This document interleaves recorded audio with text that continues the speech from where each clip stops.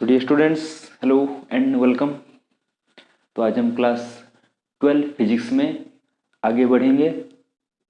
हम पढ़ रहे थे मैग्नेटिक इफेक्ट ऑफ करंट वाला चैप्टर, जहाँ पे लास्ट क्लास में हम एक बहुत ही इम्पोर्टेंट लॉ के बारे में पढ़े थे। वो था बायो-सेवर्ट लॉ। ओके, वो था बायो-सेवर्ट लॉ। और उस लॉ में हम ये सीखे थे कि अगर कोई करंट कैरिंग कंडक्टर है तो वो जो मैग्नेटिक फील्ड अपने अराउंड बनाएगा, तो किसी भी पॉइंट पे उस कंडक्टर के एक करंट एलिमेंट के लिए कितना होगा मैग्नेटिक फील्ड, उसके मैग्नीट्यूड के लिए, डायरेक्शन के लिए वो लॉ दिया गया था। करंट एलिमेंट कितना बनाएगा, ठीक है, पूरे कंडक्टर को लेके बायो-सेवर्ट लॉ नहीं है, करंट एलिमेंट के लिए वो लॉ है। पर हाँ, उस लॉ को यूज करते हुए कुछ एप्लीकेशंस हैं, कुछ मतलब स्पेशल टाइप के कंडक्टर के लिए किसी पॉइंट पे मैग्नेटिक फील्ड निकालने वाला कुछ एप्लीकेशन है। तो आज का जो टॉपिक होगा उसके ऊपर होगा एप्लीकेशंस ऑफ बायो-सेवर्ट लॉ। तो आज हम दो एप्लीकेशन देखेंगे, और भी एप्लीकेशन है, नेक्स्ट क्लास में भी देखेंगे। आज के लेक्चर में हम दो एप्लीकेशन के ऊपर बात करेंगे। मैथमेटिकल होगा, अच्छे से समझेंगे, कुछ फॉर्मूला मिलेगा हमें, इम्पोर्टेंट फॉर्मूला, उसको जानेंगे, ठीक है। तो दो एप्लीकेशन क्या होंगे? पहला वाला होगा magnetic field due to a long straight current carrying conductor. Okay, एक स्ट्रेट कंडक्टर होगा, लॉन्ग स्ट्रेट कंडक्टर, उस पर करंट फ्लो कर रहा होगा, तो उस पूरे कंडक्टर के लिए हम मैग्नेटिक फील्ड निकाल पाते हैं, लॉन्ग स्ट्रेट कंडक्टर, ठीक है, वो केस देखेंगे। और दूसरा वाला होगा for a circular current carrying loop. Okay, circular current carrying loop के लिए उसके सेंटर में मैग्नेटिक फील्ड निकालेंगे, ये दूसरा एप्लीकेशन देखेंगे। This is the first one for this long straight conductor.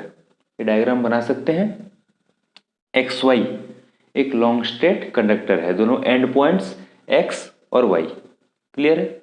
अच्छा, अब यहाँ पे इस डाटा में कुछ दिया है, हम डायग्राम में देख सकते हैं।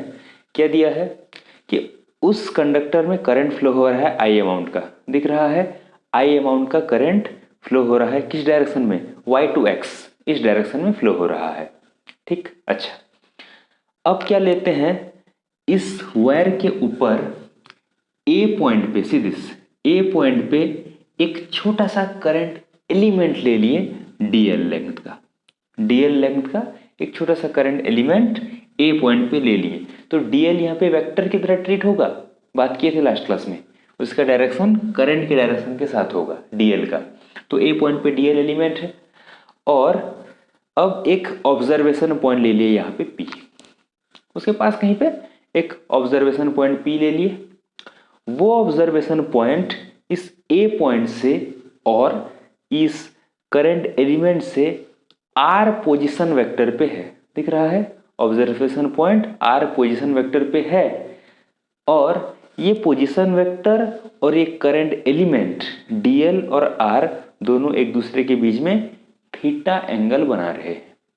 ऐसे ही हम वहाँ पे साइन लिए थे, ऐसे सिंबल लिए थे, वहाँ पे भी वही बात है, पोजीशन वेक्टर आर डीएल दोनों के बीच में एंगल थीटा, क्लियर है।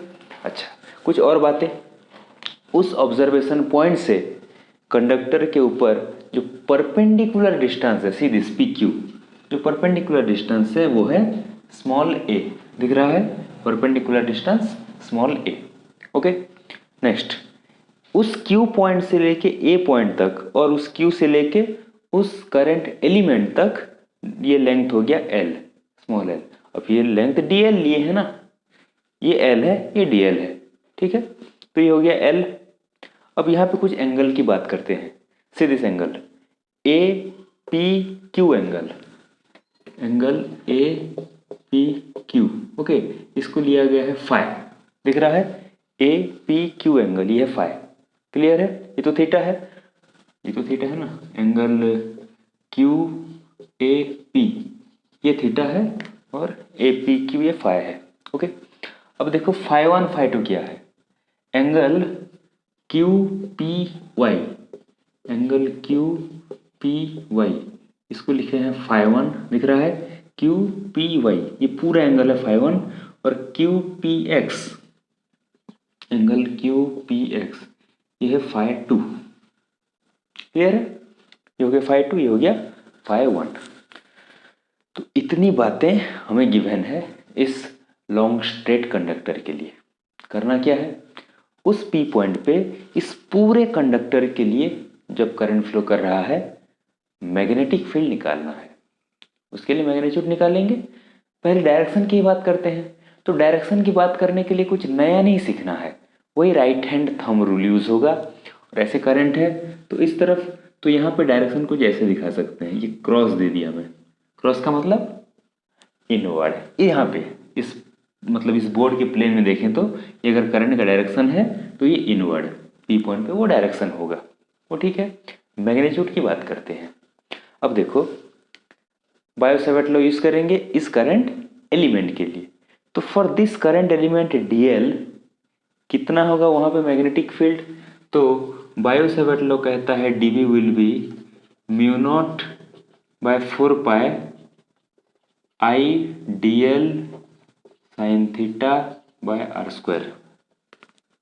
नया तो कुछ नहीं है, यही पढ़े थे हम बायो-सैवर्ट लॉ में। इस एलिमेंट के लिए करंट आई है, एलिमेंट और पोजीशन वेक्टर के बीच में एंगल थीटा है, ठीक है, पोजीशन वेक्टर है आर। तो ये फॉर्मूला पढ़े थे, mu not by 4 pi ideal sine theta by R square. अच्छा, अब यहाँ पे नेक्स्ट स्टेप हमें कैसे जाना है, स्टेप वाइज करके चलेंगे। हम यहाँ पे कुछ सब्सटीट्यूट करने के लिए ट्राई करेंगे। किसके लिए सब्सटीट्यूट? सीरीज डीएल के लिए, साइन थीटा के लिए, आर स्क्वायर के लिए, तीन चीज़ों के लिए हम सब्सटीट्यूट करेंगे।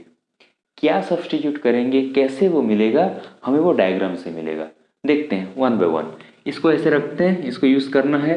यहाँ पे कुछ सब्सटीट्यूशन करने के लिए ट्राई करते हैं। पहले सीरीज इस ट्रायंगल में ए क्यू पी ट्रायंगल में, ठीक है, ए क्यू पी ट्रायंगल में अगर मैं लिखूं theta plus phi equal to 90 degree चलेगा। ये 90 डिग्री है, theta plus phi equal to 90 degree होगा। तो अगर वैसा होगा तो क्या हम लिख सकते हैं theta equal to 90 degree minus phi, ठीक है, थीटा 90 डिग्री माइनस फाई। तो साइन थीटा करेंगे तो this will be sine 90 degree minus phi. Clear है?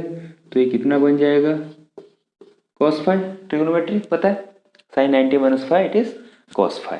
अच्छा, कॉस फाई हो गया तो इस ट्रायंगल में देख के बताते हैं कॉस फाई है कितना। इस ट्रायंगल में कितना होगा cos phi, series cos phi equal to, तो sine theta equal to cos phi equal to कितना होगा कॉस फाई। इस ट्रायंगल में बी बाय एच होता है, ओके। तो बेस कितना हो गया, this is your base, okay, P Q base हो गया और हाइपोटेनस हो गया पी ए, ठीक है, P Q by P A मतलब ए बाय आर। क्लियर है? Cos phi A by R length, ठीक है। तो साइन थीटा की जगह पे हमें मिलेगा A by R, okay, sine theta की जगह पे मिलेगा हमें ए बाय आर। अब हम यूज करेंगे नो सॉरी एक्सट्रीमली सॉरी, कोई ज़रूरत नहीं है इसका, हमें कॉस फाई यूज़ करना है। साइन थीटा की जगह पे हमें सब्स्टिट्यूशन कॉस फाई लेना है, ओके, वेरी सॉरी, कोई बात नहीं। साइन थीटा की जगह पे यूज़ करेंगे कॉस फाई, ठीक है, ये एक ठो मिल गया हमें। साइन थीटा की जगह पे हम यूज़ करेंगे कॉस फाई, ओके। अब देखते हैं आर के लिए, आर के लिए भी तो सब्स्टिट्यूट करना है ना, और उससे तो हमें आर मिलता था, वेरी सॉरी, साइन थीटा पे कॉस फाई। तो आर के लिए हम क्या यूज़ करेंगे, सीरीज इस ट्रायंगल में अगर हम कॉस फाई निकालें, कॉस फाई अभी जो कर रहे थे, ए बाय आर मिलेगा। क्लियर है? That implies R equal to क्या मिलेगा, ए बाय कॉस फाई, ठीक है। ए बाय कॉस फाई मतलब ए सेक फाई, ये मिलेगा आर के लिए। समझ में आ रहा है? A by cos phi, A sec phi. तो साइन थीटा के लिए कॉस फाई यूज करेंगे और आर के लिए ए सेक फाई यूज करेंगे, ठीक है। आर के लिए ए सेक फाई और साइन थीटा के लिए कॉस फाई, इतना यूज़ करना है। ये हो गया। अब देखते हैं डीएल के लिए भी एक सब्स्टिट्यूशन लेंगे। डीएल के लिए सी दिस, इसी ट्रायंगल से अगर हम सपोज निकालते हैं टेन फाई, सपोज, ठीक है, टेन फाई निकालो, P by B L by A होगा इसी ट्रायंगल में, एल बाय ए। तो L equal to A tan phi, ठीक है। तो डी एल करेंगे तो इसका डेरिवेटिव ए कांस्टेंट रह गया, टेन फाई का सेक स्क्वायर फाई, ठीक है, sec square phi D phi. ये हो गया डी एल के लिए।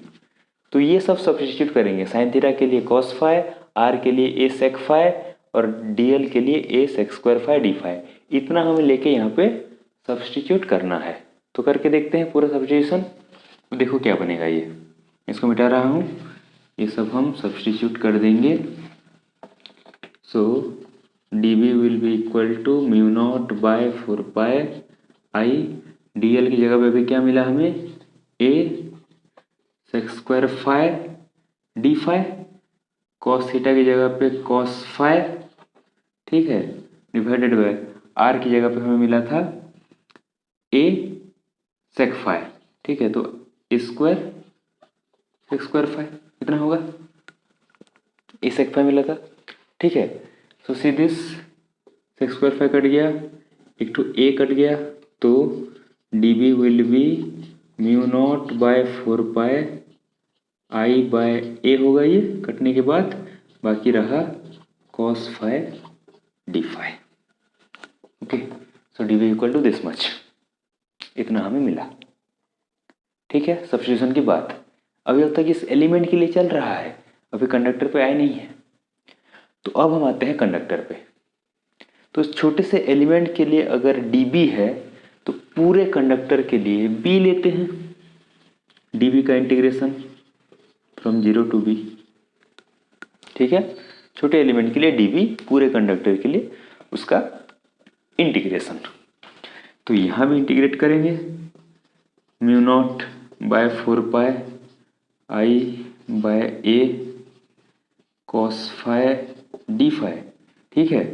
इंटीग्रेशन करेंगे फाई के रेस्पेक्ट में, तो लिमिट क्या यूज करेंगे देखते हैं।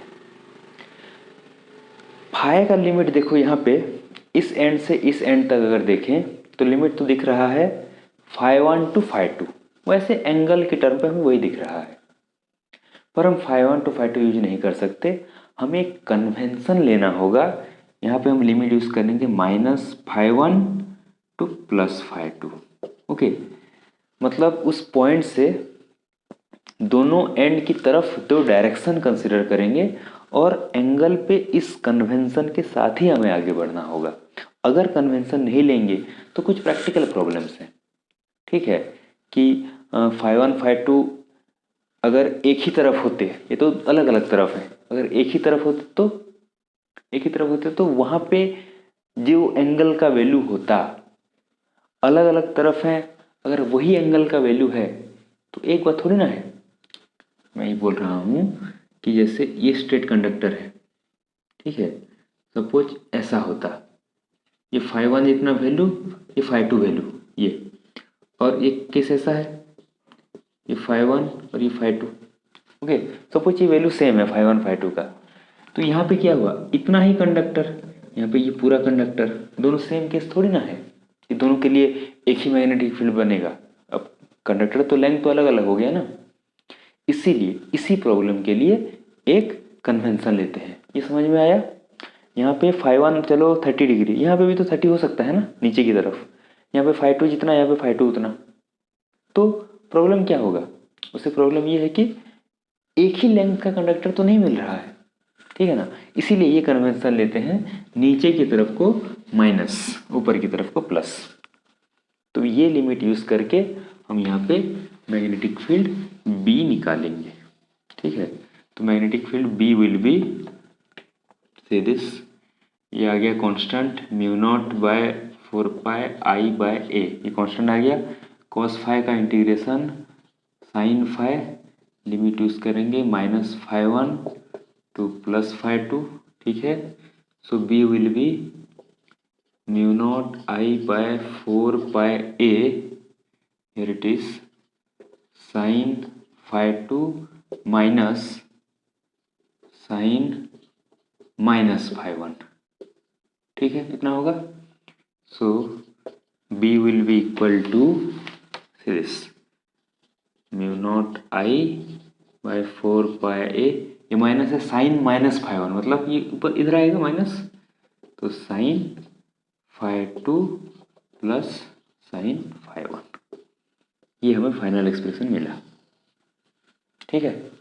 This is the final expression. इस एंगल के ऊपर भी डिपेंड करेगा कि पूरे कंडक्टर के लिए कितना होना चाहिए मैग्नेटिक फील्ड, ओके। तो वो कन्वेंशन हमें लेना है माइनस टू प्लस, तो इतना फाइनल एक्सप्रेशन मिला। पर कुछ स्पेशल केसेस निकालेंगे, दो स्पेशल केस। पहले हम देखेंगे कि अगर ये ऑब्जर्वेशन पॉइंट एकदम इसके करीब होता, okay, very nearer to the conductor, अगर वो observation point very close to conductor होता तो क्या होगा। सीधे अगर क्लोज टू कंडक्टर है, P क्लोज टू कंडक्टर, ये एक वाला केस लेंगे, ठीक है। तो वहाँ पे हम कंसिडर कर सकते हैं φ1 is nearly equal to φ2 nearly equal to 90 degree, दिख रहा होगा, इसके पास आ गया ऐसे, ठीक है। तो φ1 और φ2 कितना दिखेगा, 90 डिग्री जैसा बिहेव करेगा, ठीक है। तो अगर ये 90 डिग्री बन गया तो वहाँ पे b कितना बनेगा, सीधे b will B sin 90 sin 90, 1 और 1 2, यहाँ से 2 बना, 2 और 2 कैंसिल, तो mu not I bye 2πa, okay. ये किसके लिए बनेगा, P क्लोज टू कंडक्टर, और ये कंडक्टर जो है वो इनफाइनाइटली लॉन्ग होगा, इनफाइनाइटली लॉन्ग कंडक्टर के लिए, ठीक है। ये इनफाइनाइटली लॉन्ग हो गया और P बहुत ही नियरर आ गया, तो इतना वैल्यू 90 डिग्री हम ले सकते हैं, तो ये मिलेगा। ये एक इम्पोर्टेंट फॉर्मूला है, इनफाइनाइटली लॉन्ग दे देगा तो ये, ठीक है, ये mu not I bye 2πa। एक और भी केस ले सकते हैं, सपोज ये पॉइंट किसी एक एंड की तरफ होता, इधर या इधर, ठीक है, या तो इस तरफ होता या तो इस तरफ, नियर एनी वन एंड, ठीक है। एक और case, near any one and, P near any and, इसी एक एंड पे होता, तो या तो हम क्या करेंगे, वहाँ पे या तो φ1 को हम 90 लेंगे या तो φ2 को 90 लेंगे, ओके। अगर हम φ1 को 90 डिग्री लेते हैं तो φ2 को 0 डिग्री लेना होगा, ठीक है।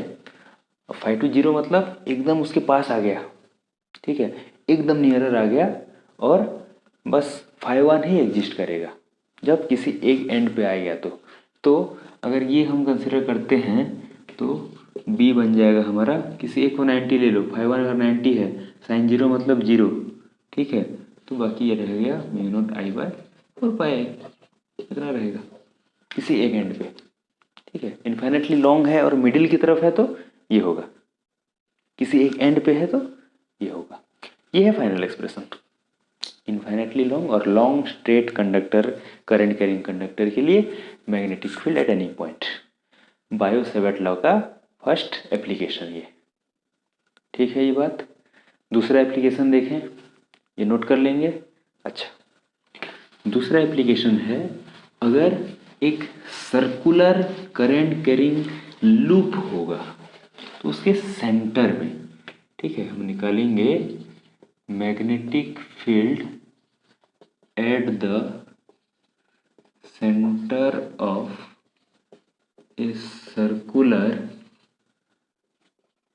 करंट कैरिंग लूप, ठीक है, सर्कुलर करंट कैरिंग लूप। तो होगा कैसे, ऐसा कुछ होगा, वो